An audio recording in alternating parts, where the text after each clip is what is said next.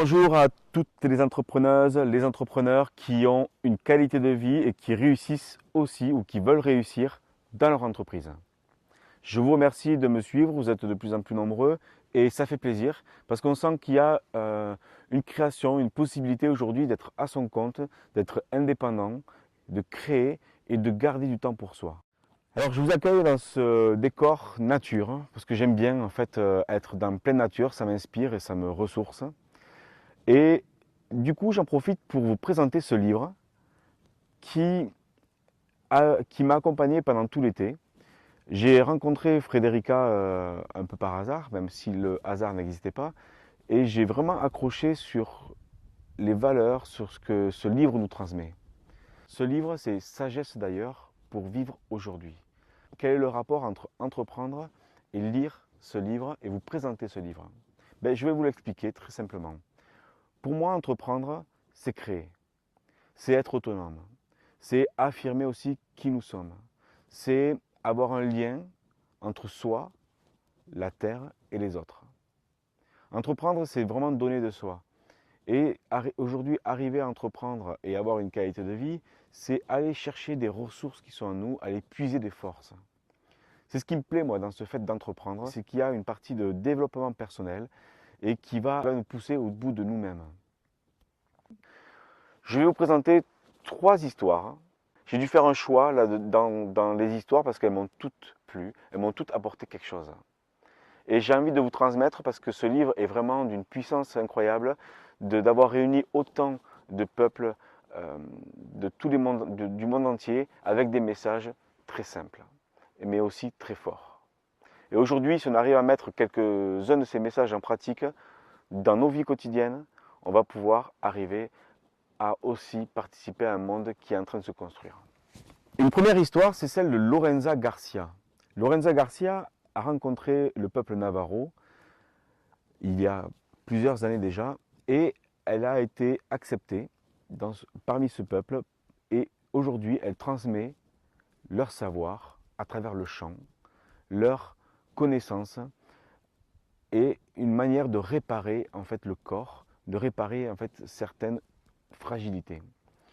Avec Ozo, comme le peuple navarro l'appelle, c'est un cercle qui symbolise 9 qualités que vous voyez apparaître là sur le côté.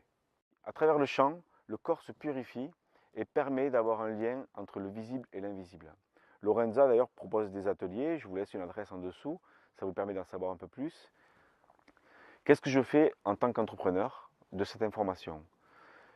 Je prends conscience que ces 9 qualités sont importantes et que d'y penser au quotidien ou de les mettre dans mon esprit va m'attirer aussi une énergie, va me mettre dans une autre façon de penser, plutôt positive, avec, sans oublier le négatif, mais plutôt une énergie de réparation. Donc, repensez à ces 9 qualités et essayez de voir comment vous pouvez les nourrir au quotidien ou les réparer. La deuxième histoire, c'est Xavier Perron. Xavier Perron qui a échappé à une noyade à l'âge de 6 ans et il a frôlé la mort. Dès l'âge de 6 ans, il voyait toujours un homme en rouge qui revenait dans ses rêves. Et cet homme habillé de rouge, quelques années plus tard, il a compris que c'était un homme du peuple Maasai. Bien sûr, la vie l'a amené à le rencontrer, et il y a eu une connexion entre les deux hommes et le peuple. Et aujourd'hui, il est le transmetteur de leur tradition à travers 4 cercles. Rechercher le bon ordre intérieur, cultiver la joie, prendre les difficultés comme un don et trouver son axe. En ce moment, ce qui m'intéresse, c'est de cultiver la joie et de garder mon centre. Le centre est très important pour moi parce que j'ai appris à, à savoir comment me recentrer, comment revenir à moi-même, comment revenir à ma base à chaque fois que mon esprit s'en va, que mon mental part trop loin, que le stress prend, que le stress prend une priorité. Revenir au centre à travers la mindfulness, la marche, partir en pleine nature, ça me permet de revenir à l'essentiel. À savoir que bien sûr c'est important d'entreprendre, c'est important de créer et quoi qu'on fasse c'est chouette. Mais si on oublie d'être à sa base, on se désaxe et on ne prend plus la vie comme elle vient au moment présent. Ensuite, cultiver la joie, c'est important aussi. De passer du temps en famille, avec mes amis, d'arriver à prendre du temps juste pour rigoler, pour partager un temps sans parler de choses ou sérieuses ou de ce qu'on fait, mais vraiment jouer, prendre la joie comme elle vient. Et ça me nourrit aussi. Donc parmi ces 4 cercles, en ce moment, je prendrai ces 2. Donc en tant qu'entrepreneur, je vous dirai lequel de ces cercles vous voulez utiliser, vous voulez remplir aujourd'hui. Lequel de ces cercles vous voulez mettre en place. Quelle action vous allez mettre dès maintenant pour nourrir un de ces cercles. Et vous allez voir qu'il va se passer quelque chose dans votre vie dès le moment où vous le ferez. Alors pour ça, je vous propose de répondre à cette question. Qu'est-ce qui vous mettrait en joie, là, ici, maintenant? Peut-être que pour y répondre, vous pouvez déjà vous poser dans un endroit, fermer les yeux et ressentir juste votre corps posé là, sur votre siège, fauteuil, le lit.